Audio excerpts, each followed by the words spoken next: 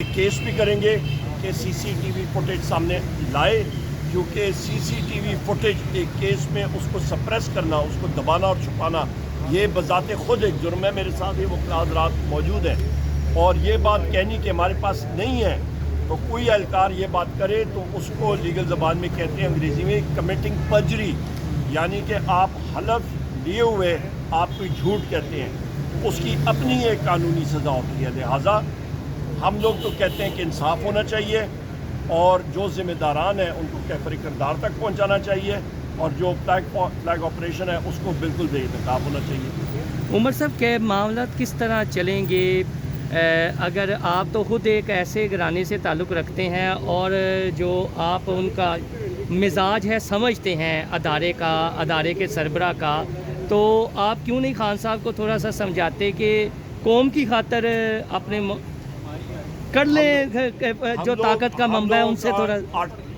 आपको मैं फिर आर्टिकल 7 उसकी मैं आपको बता देता हूँ कि रियासत होती क्या है। रियासत होती है जनाब मजलिस शूरा, मरकज़ी हुकूमत, सूबाई हुकूमत, सूबाई असम्बली और उसके साथ वो इदारे जो टैक्स नाफिज कर सकते हैं। बाकी जितने आपके इदारे हैं जिसमें अफवाज पाकिस्तान है, आपका इंटेलिजेंस एजेंसियाँ हैं, FC है, फन है, रेंजर्स हैं, वो सब के सब रियासत के औजार होते हैं। MNAs मेरे हजरात यहाँ पे मेरे साथी मौजूद हैं, हम लोग रियासत हैं, हम लोग रियासत का हिस्सा नहीं है, हम ही रियासत हैं, पार्लियामेंट का हिस्सा है।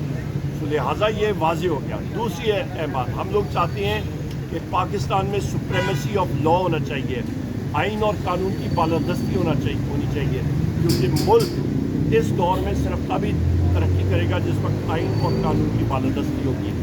मैंने अपने बजट स्पीच में भी एक बात कही थी कि मईशत ख़त्म हो चुकी है, मईशत में कुछ नहीं रहा इनकी गलत पॉलिसीज़ की वजह से और अदम इस्तेकाम की वजह से, जो कि जनरल बाजवा ने और उसके बाद लंदन प्लान की वजह से और वोट ऑफ नो कॉन्फिडेंस की वजह से आया मुल्क में। वज़ीर आज़म इमरान खान साहब के दौर हुकूमत में मईशत ने 6% से तरक्की की और जब PDM हुकूमत आई उन्होंने उस ग्रोथ रेट को कम करने की कोशिश की, कागज़ों पर नहीं कर सके, पर जब इसाकदार आए तो उसके दौर में मईशत मनफी ग्रोथ रेट भी चली गई, कारोबार ख़त्म हो गया।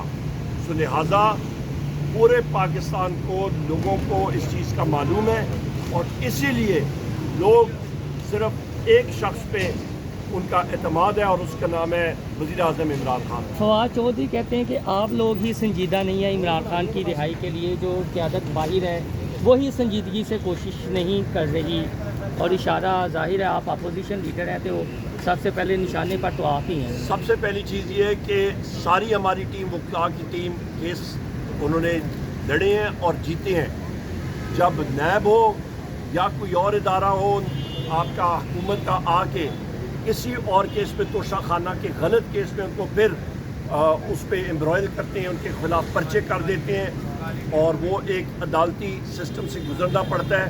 तो लिहाजा इस पे अदालतों को नज़रसानी करनी चाहिए और ये जो गलत केस हुए हैं, झूठे केस हुए हैं, जिस पे वज़ीर आज़म इमरान खान साहब को, बुशरा बीबी को, शाह महमूद कुरैशी साहब को और बाकी असीरान को उनको उनके खिलाफ वो केसेस बनते ही नहीं हैं, उनको फिल फॉर बरी करना चाहिए। बहुत शुक्रिया।